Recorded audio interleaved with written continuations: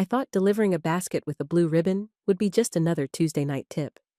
I had no idea that ribbon would make a mafia boss freeze like he'd seen a ghost, or that his drunk cousin would block my path with that ugly smirk, thinking I was just another piece of entertainment. When Matteo Rinaldi stepped between us and said, "She's with me," I felt the entire room shift, but I didn't know I was about to become the weapon in a family war that would put my 7-year-old brother's life on the line. What happened next would force me to choose between the safety I'd always craved and the love I never saw coming. And let me tell you, that choice almost got us all killed. The man who vowed to marry the next woman who walked through those doors had no idea he was about to get exactly what he asked for, along with a reckoning that would either destroy us both or forge us into something unbreakable. Subscribe right now and tell me in the comments if you've ever had one moment completely change your life. Because this story is about to get darker before it gets beautiful. I count Noah's inhaler puffs while dodging another final notice text.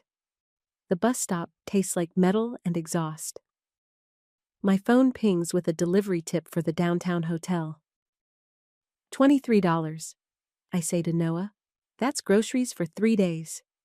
He nods and draws circles in the dirt with his sneaker. 7 years old, and he hasn't spoken since the accident. The doctors say trauma. I say it doesn't matter what they call it. My dispatcher's voice crackles through the phone. Brooks, avoid the Rinaldi crowd at the Meridian. Police chatter says they're making noise. I can't risk losing this route. 3 late deliveries this week already put me on thin ice. I'll be careful, I tell him. I kneel down and put my hand on Noah's hair. I'll be back before dinner, promise. He pulls a crumpled drawing from his backpack. A lighthouse with careful lines and a bright beam. I tuck it into the delivery basket next to the blue ribbon he tied there this morning. For luck, I whisper. I shoulder the courier bag and head toward the hotel's revolving doors. Through the glass, I can see men in expensive suits clustered around the bar. A drunk voice laughs inside. I'll marry the next woman who walks in. I push through the glass doors. The room goes quiet. Every head turns toward me. The man who made the joke freezes when he sees the blue ribbon on my basket. His face goes white. What's your hurry, sweetheart? A blond man with a smirk blocks my path. His voice makes my skin crawl. I keep the basket between us. Just making a delivery. The dark-haired man cuts through the space between us. He moves with lethal grace. No wasted motion. She's with me, he says. His voice is quiet steel. The blond man's smirk falters. Come on, Matteo. We're just having fun. Matteo. I've heard that name in the news. Rinaldi family. I set the basket on the table and pull out the clipboard. Sign. Here. Matteo's fingers hover over the blue ribbon. His dark eyes tremble. Something about it hurts him to look at. Wedding colors, the blond man says. He reaches for the ribbon. How romantic. I grab for the basket, but Matteo's hand catches the other man's wrist. The pressure looks gentle, but the blond man goes pale. Rico, Matteo says. Just the name, nothing else. Cameras flash around us.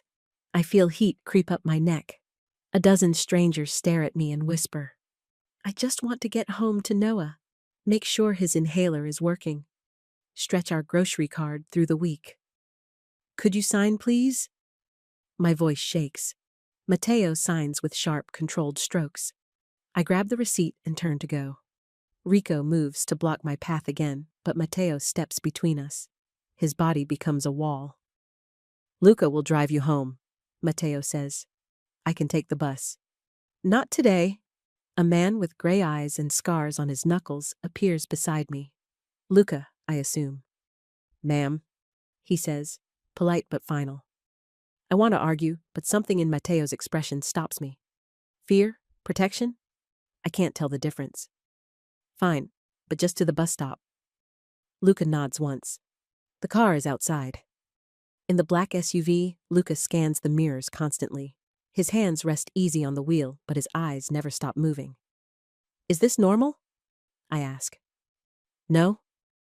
A red sedan pulls out behind us, stays 3 cars back. Luca changes lanes without signaling. The sedan follows. My stomach drops. I text my dispatcher a delivery complete photo just as a red laser dot skims across the rear window. Luca doesn't curse, doesn't speed up, just keeps driving like this happens every day. What was that? Nothing good. We reach my building, and I see the note taped to my apartment door from the street. White paper, bold letters, return the ribbon. Wait here, Luca says. He gets out and scans the street. 2 men with phones stand near my stairwell. When Luca steps into their line of sight, they melt into the shadows. No one makes a scene. No one draws attention. They just disappear. All clear, Luca calls. I hurry upstairs on shaking legs. Lock the deadbolt, check the chain. Count Noah's inhaler puffs again. He's safe on the couch with his homework spread around him.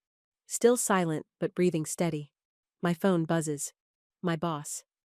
The Rinaldi stunt puts the company at risk. One more headline and you're done. I set the phone down and try to think. We can't afford for me to lose this job. Noah needs his medicine. We need food. Rent is due in 5 days. 2 quick knocks. Then 1 slow one. I freeze. That's not how normal people knock. Through the peephole, I see an older woman with kind eyes and silver hair. She holds a sealed envelope. I open the door with the chain still latched. Yes? Miss Brooks, I'm Signora Delia. Mr. Rinaldi asked me to bring you this. She slides the envelope through the gap. Her voice is gentle but firm. He offers safe passage, 48 hours, until the situation calms. I don't need protection. The men who followed you home might disagree. I look at Noah on the couch. His small shoulders hunch over his homework. If something happened to him because of me, I can't just leave with strangers. Of course not. Take time to decide, but decide quickly. Through the window, I spot another car parked across the street. Engine running. Tinted windows. My phone buzzes with a text from an unknown number. A photo of Noah getting off the school bus today. The message reads, "Pretty kid." My blood turns to ice. How long do I have? As long as you need, but not longer than you have. Delia's eyes are steady. No pressure, no manipulation. Just truth. I hear footsteps in the hallway. Heavy boots. Getting closer. The footsteps stop. I hear Mateo's voice through the door. Miss Brooks, I know you're scared. Noah looks up from his homework. His eyes are wide, but not afraid. Curious. What do you want? I call through the door. To keep you safe, both of you. Why? Silence stretches for 10 seconds. 20. Because someone has to. I look at Noah again. He sets down his pencil and walks to the door. Puts his small hand against the wood, like he's trying to touch the man on the other side. What are your terms? Mateo asks. I open the door with the chain still on. Mateo's dark eyes meet mine through the gap. 48 hours. We keep our boundaries. No games? He nods once. Agreed. And Noah comes with me. Of course. Noah slips past me and takes my hand. Then, to my shock, he reaches through the gap and takes Mateo's hand too. For a moment, we're connected. All 3 of us. The silence feels different. Not empty, full. All right, I say. 48 hours. Mateo's breath catches. Pack light, bring what he needs. I stuff clothes and Noah's medicine into a backpack. Grab his inhaler and the extra one from the kitchen cabinet. 3 black SUVs wait outside. I count 4 men with earpieces. They scan the street like soldiers. This feels excessive, I say. Better excessive than sorry. Luca says. I buckle Noah into the middle car. He still hasn't let go of my hand. The caravan rolls through the city toward the coast. Through tinted windows, I watch normal people living normal lives. Going to dinner, walking dogs, no one hunting them. Where are we going? I ask Matteo. Home. The word hits me sideways. I haven't thought of anywhere as home since our parents died. We drive up a winding road through tall pines. The house appears like something from a movie. Stone and glass perched on a cliff above the ocean. This is temporary, I remind myself out loud. Yes, Matteo says, but something in his voice suggests he's not convinced. Guards wave us through an iron gate. Cameras track our movement up the drive. I help Noah out of the car, and he immediately runs to the cliff edge. Not afraid, just amazed by the view. Careful, I call. He's safe here, Matteo says. The fence is reinforced. The cliff is stable. How do you know what's safe? For a 7-year-old? Matteo's face goes stone still. I used to. I want to ask what that means, but Delia appears with a gentle smile. Let me show you to your rooms. Inside, the house is all clean lines and expensive furniture, but children's drawings still hang on the refrigerator. A small bicycle sits in the corner of the garage. Someone else lived here once. Someone small. Who? I start to ask. Later, Matteo says. His voice is rough, final. Delia leads us upstairs to connecting rooms. A master suite for me. A smaller room for Noah with bunk beds and a window seat. Phones go in the basket, Luca says. He holds up a wicker container. Security protocol. I hand over my phone reluctantly. This cuts my last connection to the outside world. The Wi-Fi password is on the desk, Delia says. You're not prisoners. But the guards at every door suggest otherwise. Noah explores his room with careful fingers, touches the quilted bedspread, tests the window latch, finds a box of books under the bed. Children's stories, well-loved and carefully maintained. Someone collected these, I say. My daughter, Matteo says from the doorway. She loved books about brave children. Past tense. I feel something break in my chest. Where is she now? Gone. The word hangs in the air, heavy and final. Noah pulls out a book about a lighthouse keeper. The cover is worn from many readings. He brings it to Matteo and holds it up, an offering. Matteo takes the book with shaking hands. She loved this one most. He sits on the edge of the bed and opens to the first page. Noah climbs up beside him without hesitation. Once upon a time, Matteo reads, there was a lighthouse keeper who kept the ships safe from the rocks. His voice breaks on the word safe. I stand in the doorway and watch the hardest man in the city read to my little brother.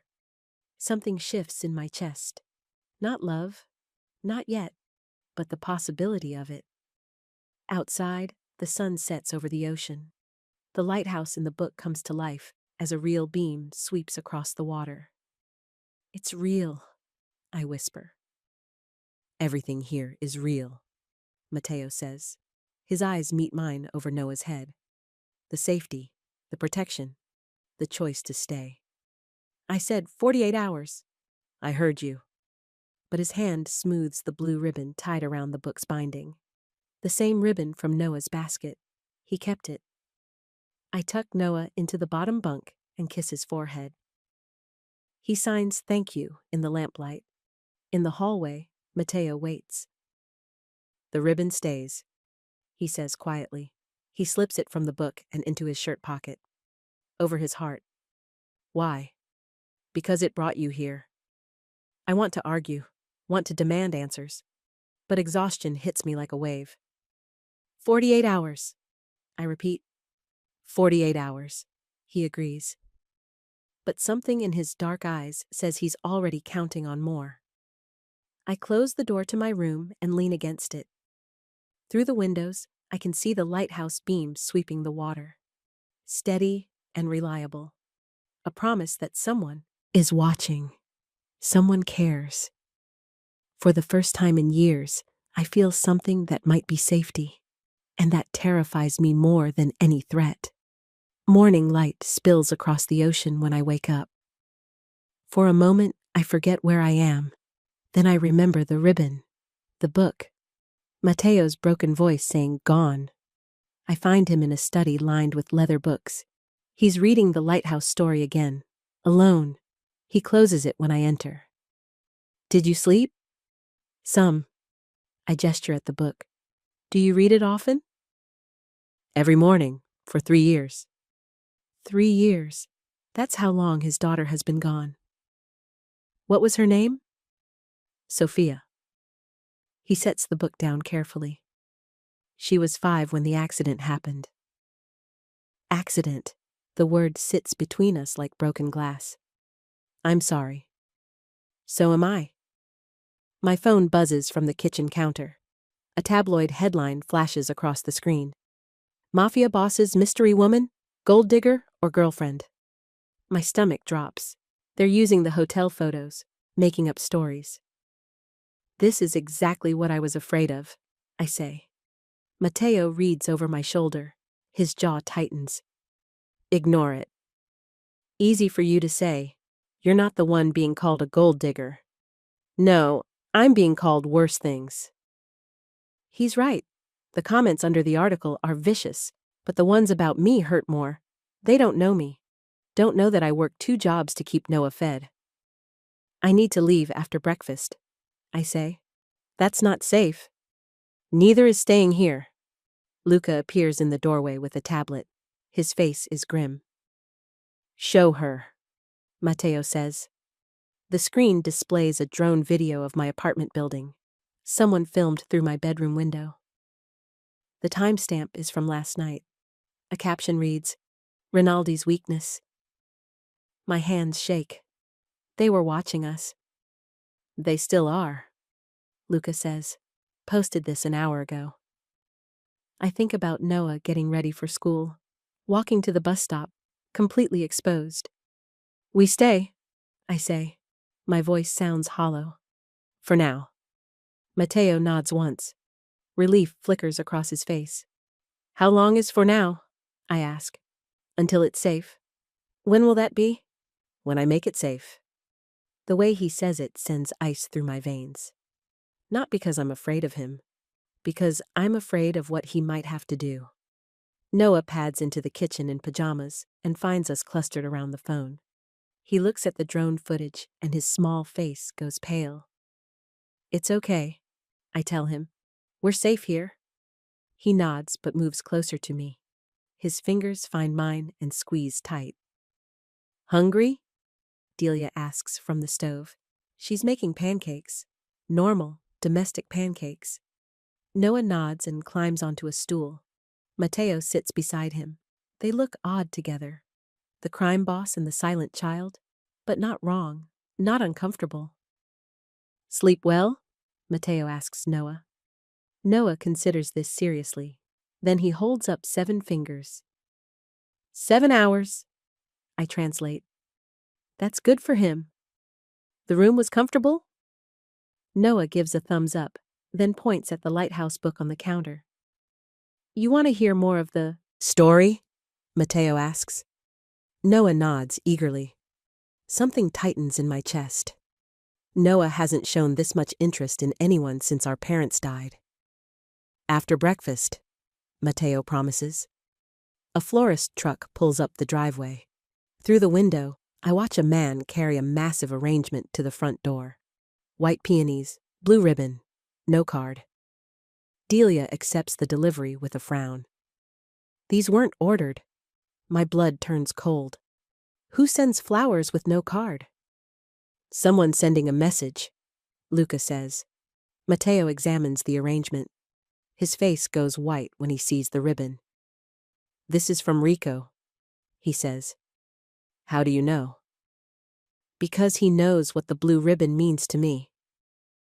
I carry the flowers to the sink. My hands shake as I cut the ribbon free with kitchen scissors.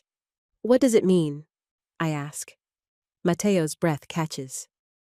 Sophia wore blue ribbons in her hair every day. The pieces click together. The hotel. My basket. The ribbon that broke him. That's why you froze when you saw me. Yes. I understand now. This isn't random. Rico is using his grief as a weapon. We need to extend the 48 hours, I say. How long? Until this stops.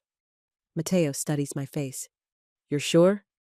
No, but I'm more sure than I was yesterday. He nods once. I'll have Luca pack a bag from your apartment.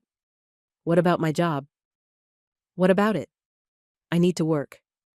Not while this is happening. I can't just disappear from my life. Your life just changed, Mateo says. His voice is gentle but firm. Accept it.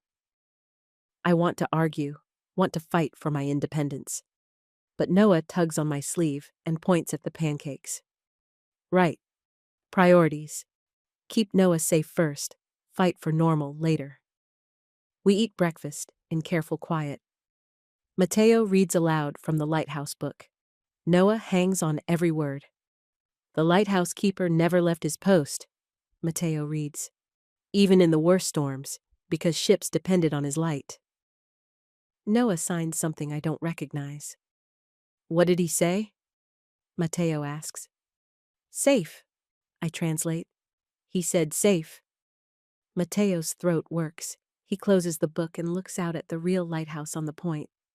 Yes, he says to Noah. Safe. But I can see the weight he carries. Being the lighthouse means never leaving your post, never resting, always watching for ships about to crash. It's a lonely job.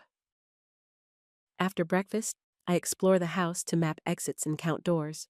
Luca follows at a distance, not crowding, but present. Security protocol, he explains when I ask. Am I a prisoner? You're protected. There's a difference. What's the difference? Prisoners want to leave. I think about that. Do I want to leave? Yesterday, the answer was yes. Today, I'm not sure. The house feels like a fortress, but also like a home someone loved. Children's artwork still decorates the refrigerator. A growth chart marks heights on the kitchen doorframe.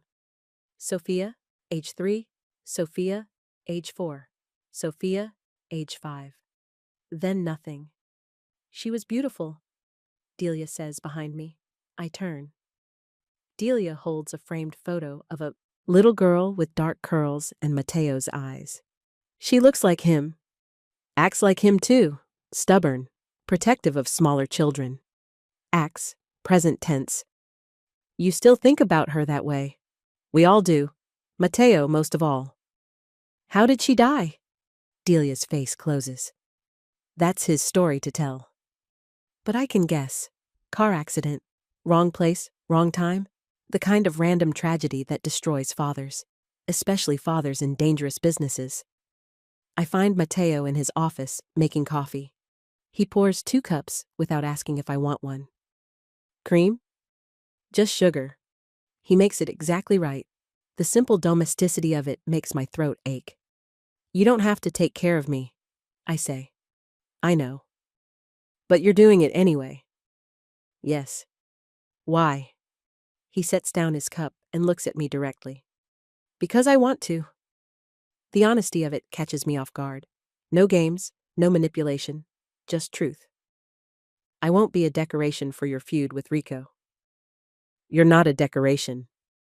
Then what am I? I don't know yet. At least he's honest. I can work with honest. I have conditions, I say. Name them. No guards in the guest wing. Noah needs space to breathe. Done. No decisions about us without asking us first. Agreed. And I want to know what Rico is planning. Mateo hesitates. Knowledge brings responsibility. I'm already responsible for Noah, for keeping him safe. This could get ugly. It's already ugly. I saw the drone footage. He nods slowly. Fair point. We lay out a temporary schedule that keeps Noah's routines intact within the estate's security bubble. School can wait a few days. His health can't. He'll need his inhaler checked twice daily, I say. What triggers the asthma? Stress, excitement, sometimes just weather changes. I'll make sure the house filters are clean. Such a small thing, but it tells me he's listening, really listening. Thank you. You don't have to thank me for basic care. Yes, I do, because most people don't bother with basic care. Something shifts in his expression, softer, more open. Sophia had allergies, he says. I learned to read labels, check air quality reports, keep backup medication. Past tense again, but this time it doesn't sound like an ending, more like a skill he's ready to use again. My phone buzzes with another tabloid alert. This one shows Noah's school photo with the headline, Mafia Boss's Instant Family? Rage burns through me. They have no right to use his picture. No, they don't. Can you stop them? Not legally. The implication hangs in the air. Not legally, but other ways exist. I don't want you to hurt anyone for us. Even if they deserve it? Especially if they deserve it. He studies my face. You don't believe in justice? I believe in safety. For Noah, that's all that matters. Safety sometimes requires justice. And justice sometimes requires violence. Yes. I won't be responsible for that. You won't be, I will. The distinction matters to him. Responsibility is something he carries alone. I don't want blood on my conscience, I say. Then don't ask about the details. It's a compromise I can live with. Barely. That afternoon, Noah naps on the couch while Mateo works in his office. I wander the halls and find myself in a gallery lined with photographs, family pictures. Mateo younger and happier. A beautiful woman with kind eyes and Sophia's curls. Sophia as a baby, a toddler, a little girl. Then I find the framed drawing. Child's crayon on construction paper. A lighthouse with careful lines and a bright beam. The outline matches Noah's sketch exactly. She drew that the day before the accident. Mateo's voice behind me. I didn't hear him approach. It looks just like Noah's drawing. I noticed. Do you think that means something? I think it means children see the same things in light. Hope, safety, someone watching over them. What happened to her, Mateo? His breath catches. For a moment, I think he won't answer. Car bomb, meant for me. She was in the back seat. The words hit me like physical blows. Oh God. Wrong place, wrong time. My fault for letting my guard down. It wasn't your fault. Yes, it was. I made enemies. She paid the price. You didn't plant the bomb. I created the reason for it. Such guilt. 3 years of carrying that weight alone. Is that why you live like a fortress? It's why I don't live at all, until yesterday. Until yesterday, when Noah and I walked into his life. This is dangerous for us, isn't it? Yes. But you're not letting us go. Not until you're safe. When will that be? When Rico stops making threats. When the media moves on. When your old life becomes possible again. And if it doesn't? He doesn't answer, but his eyes linger on Sophia's lighthouse drawing. I think I know what he's hoping for. The same thing I'm starting to hope for. A new life, a second chance, a family rebuilt from broken pieces. But hope is dangerous when men like Rico hold grudges. And I'm about to find out how dangerous. That evening, the phone calls start. Luca fields them with grim efficiency, while Mateo's jaw gets tighter with each report. What's happening? I ask. Rico's making noise, calling in favors, testing boundaries. What kind of boundaries? The kind that keep you breathing. I feel cold suddenly. He wants to hurt us. He wants to hurt me. You're just the weapon he thinks he can use. Noah appears in the kitchen doorway with the lighthouse book. He brings it to Mateo and climbs into his lap without hesitation. Story time? Mateo asks. Noah nods and settles against Mateo's chest. The trust breaks my heart a little. Mateo reads about storms and brave lighthouse keepers. His voice stays steady, but I can see the tension in his shoulders. After 3 chapters, Noah falls asleep. Mateo keeps reading anyway. Quieter now, as if the words might protect us all. He feels safe with you, I say. Children trust easily. Not Noah. He hasn't trusted anyone since our parents died. What happened to them? Drunk driver, head-on collision. They died instantly. And you became his guardian. At 19, no choice. There's always a choice. Not when it comes to family.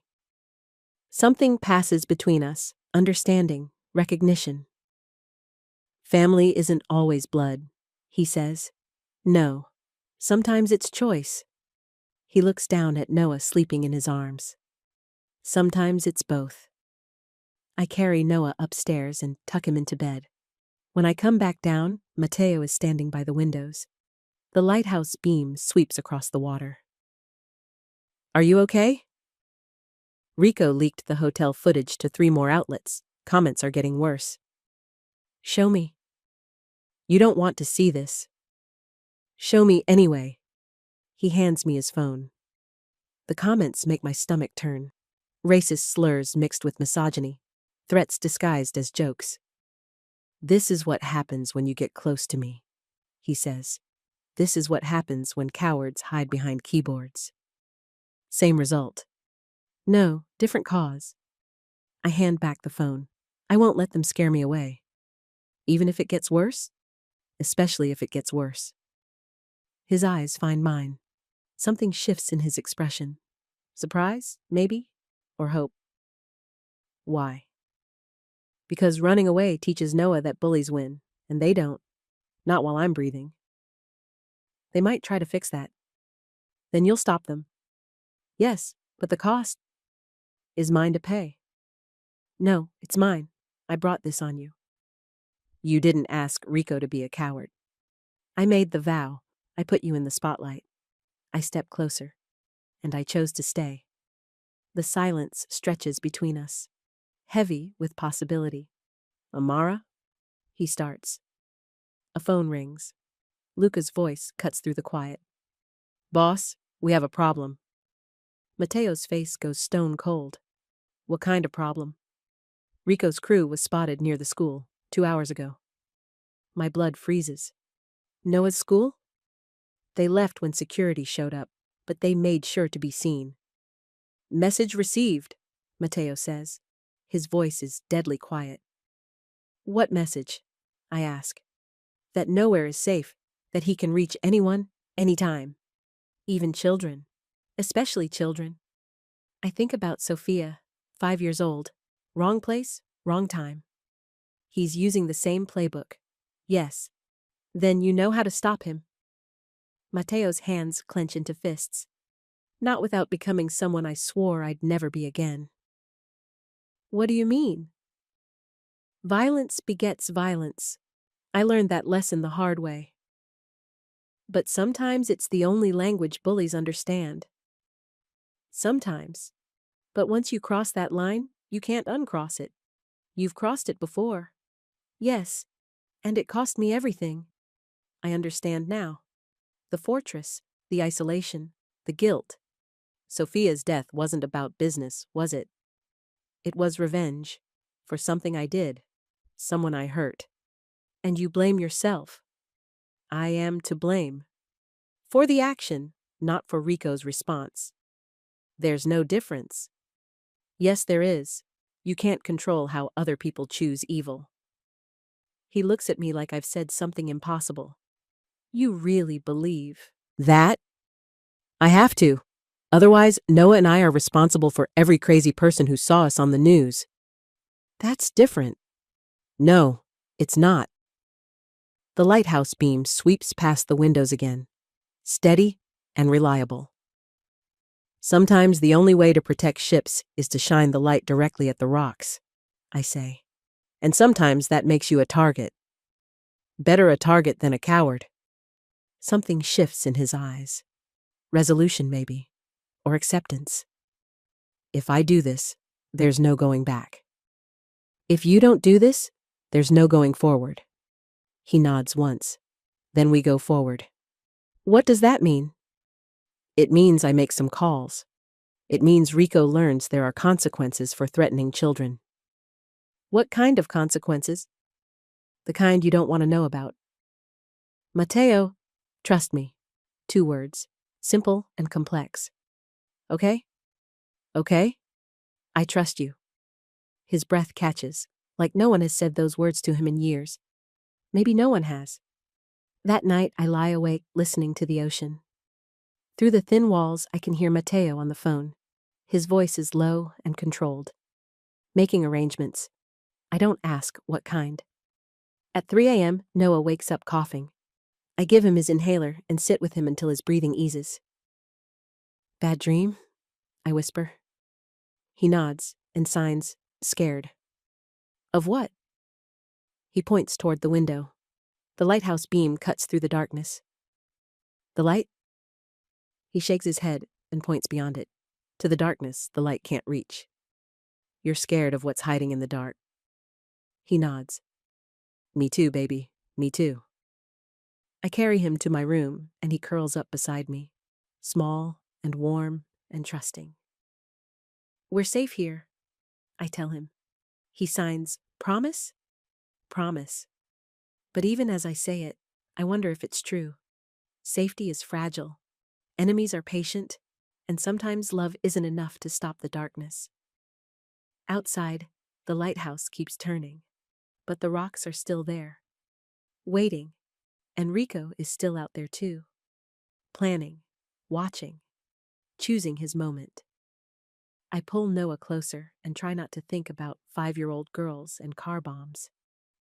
But sleep doesn't come easy when you know someone wants to hurt the people you love, and I do love them, both of them, Noah and Mateo.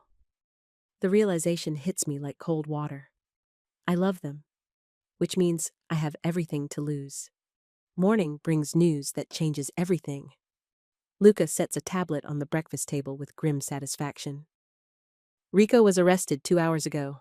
Financial crimes, tax evasion. How? I ask. Anonymous tip, very detailed, very accurate. Mateo butters Noah's toast without looking up. Sometimes justice works.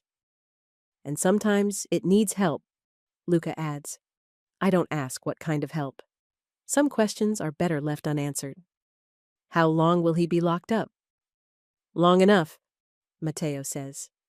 Noah points at the tablet screen showing Rico in handcuffs. His small face is serious. Bad man, he signs. Bad man, I confirm. But he can't hurt us now. Noah nods and takes a bite of toast.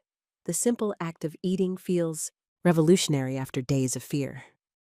So we can go home? I ask. Mateo's coffee cup freezes halfway to his lips. If you want to. Do you want us to? No. The honesty catches me off guard. No games, no manipulation, just truth. Why not? Because this feels right. You being here, Noah being here, all of us together. We barely know each other. I know enough. What do you know? He sets down his cup and looks at me directly. I know you put Noah first in every decision. I know you're brave enough to face danger for people you love. I know you don't back down from bullies. That's not enough to build a life on. Isn't it? Noah slides out of his chair and brings Mateo the lighthouse book. He climbs into Mateo's lap and opens to a marked page. The lighthouse keeper never left his post, Mateo reads. Because someone had to keep the light burning. Noah points at Mateo, then at me, then at himself. He thinks we're a lighthouse, I say. All 3 of us. keeping each other safe. The metaphor is perfect and terrifying. Lighthouses save ships, but they also stand alone against every storm. I need time to think, I say. Of course. But something in his voice says time is the one thing he's afraid to give me. I spend the morning walking the cliff path while Noah naps. The lighthouse stands solid and white against the blue sky. A real lighthouse, not just a metaphor. Delia finds me there an hour later. Beautiful view, she says. Lonely too. Lighthouses aren't meant to be pretty. They're meant to save lives. What if the lighthouse keeper wants a different life? Then ships crash on the rocks. Her words are gentle but firm. This is what Mateo's life looks like. Constant vigilance, endless responsibility. Does he ever get to rest? When someone else is strong enough to hold the light. I understand what she's asking. Am I strong enough? Brave enough? Committed enough? I don't know if I am. He thinks you are. How do you know?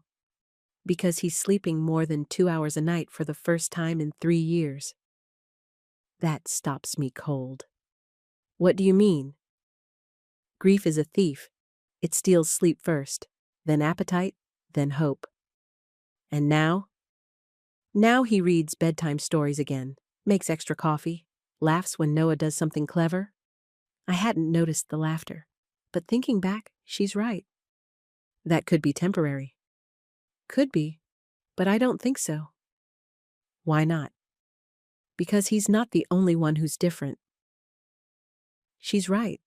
I am different, calmer, more hopeful, less afraid of tomorrow. You think this could work? I think it already is working. When I get back to the house, I find Mateo and Noah in the study. They're building something with wooden blocks, a lighthouse. It needs to be tall, Mateo explains, so ships can see it from far away. Noah adds another block carefully. The tower sways, but holds. Good engineering, Mateo says. Strong foundation. Noah beams and adds the light room on top, a small battery-operated lantern that actually glows. Perfect, I say from the doorway. They both turn toward me. Noah grins and runs to show me the lighthouse. We made it together, Mateo says. I can see that. The light really works. Does it? He flicks the switch and the little lantern glows warm and steady. See? Ships will be safe now. Noah claps his hands silently. Then he points at me and then at the lighthouse. He wants you to be part of it too, Mateo says. How? Noah grabs my hand and places it on top of the lighthouse. Then he covers it with his own hand. Then he pulls Mateo's hand over both of ours, all 3 hands protecting the light. Like this? I ask. Noah nods vigorously. All of us together, Mateo says, keeping the light safe. And keeping each other safe. Yes. The moment feels suspended, fragile and precious.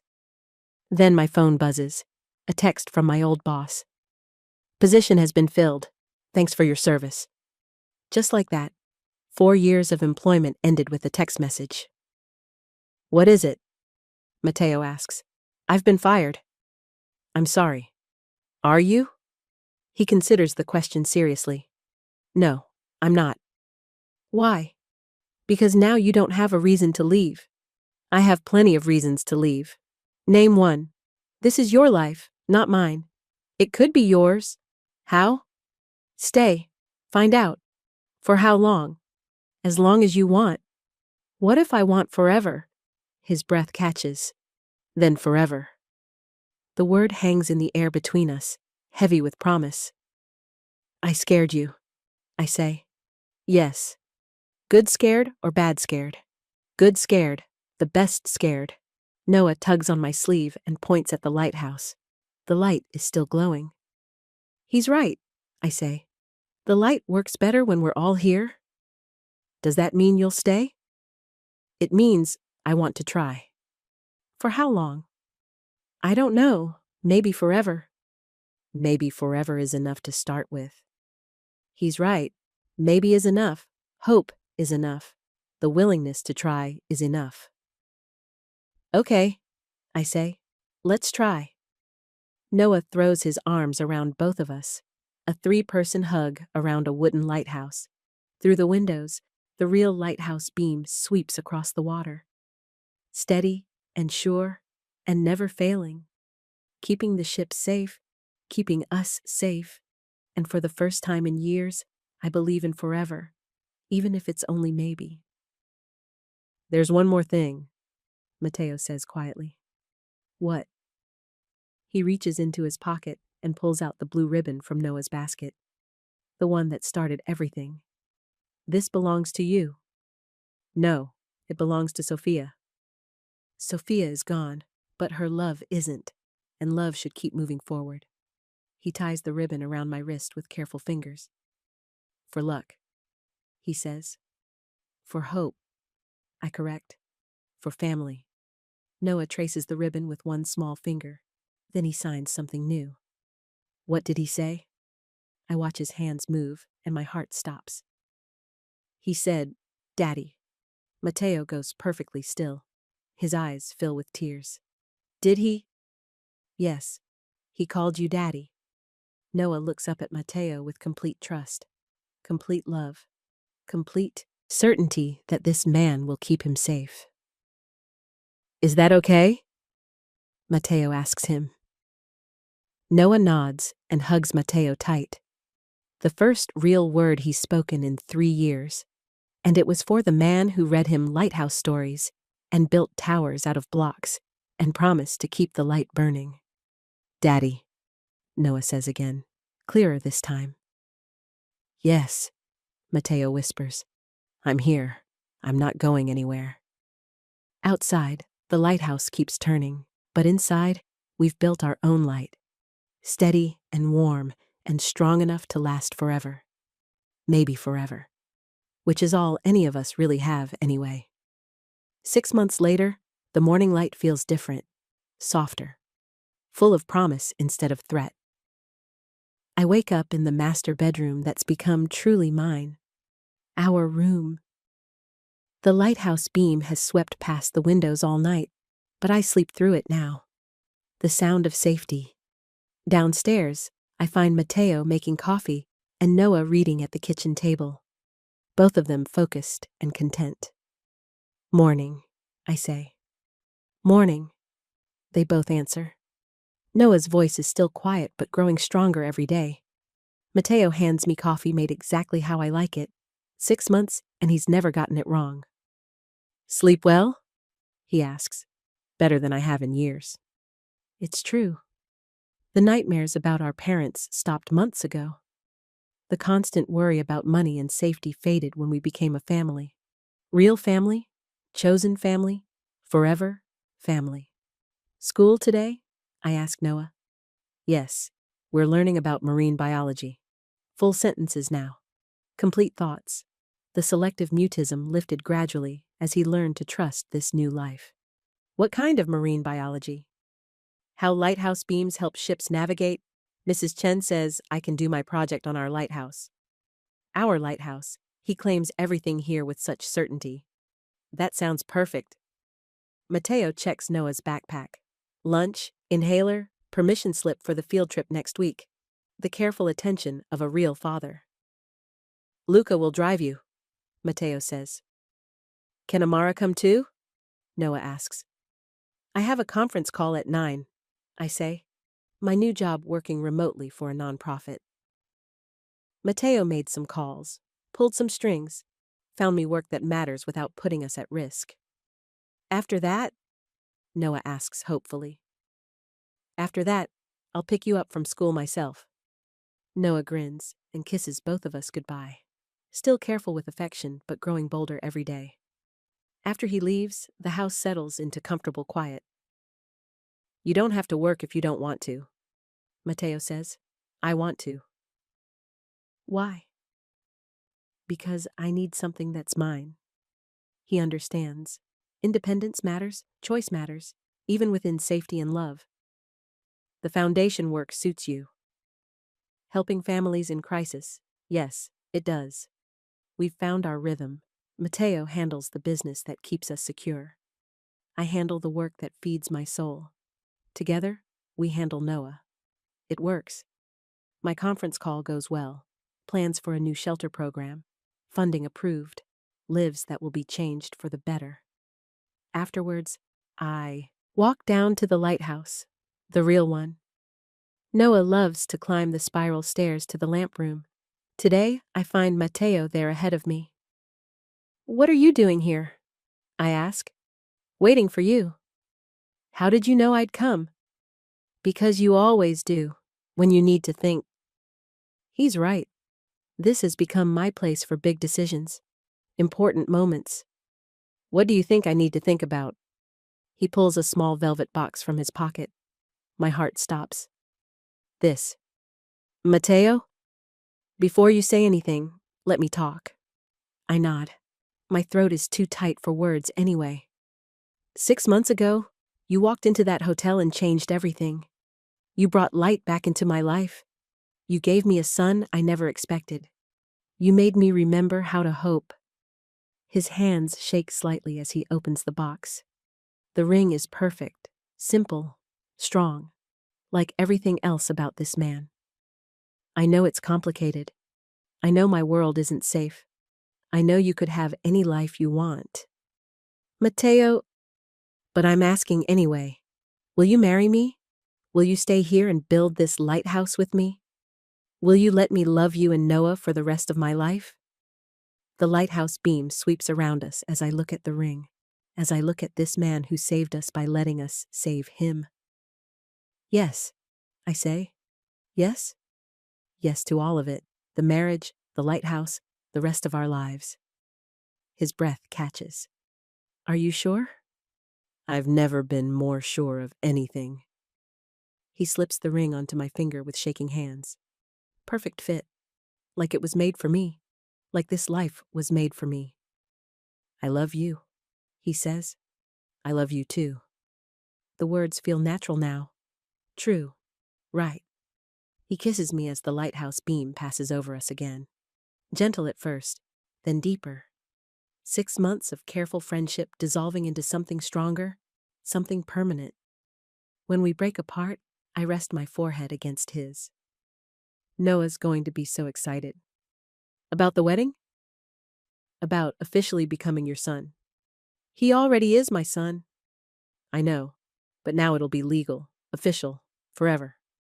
Forever, he repeats. I like the sound of that. We walk back to the house hand in hand. The ring catches the afternoon light and throws tiny rainbows across the path. At dinner, we tell Noah the news. He jumps up from his chair and hugs us both so hard I can barely breathe. Really? He asks. You're getting married? Really, I confirm. And we'll all live here together? All 3 of us. Forever. And Mateo will really be my dad? Really and truly, Mateo says. His voice is rough with emotion. Noah considers this seriously. Then he grins and runs to get his drawing pad. He comes back with a new lighthouse picture. 3 stick figures standing beside the tower. A man, a woman, and a child. That's us, he says proudly, keeping the light on. Yes, Mateo says. That's us.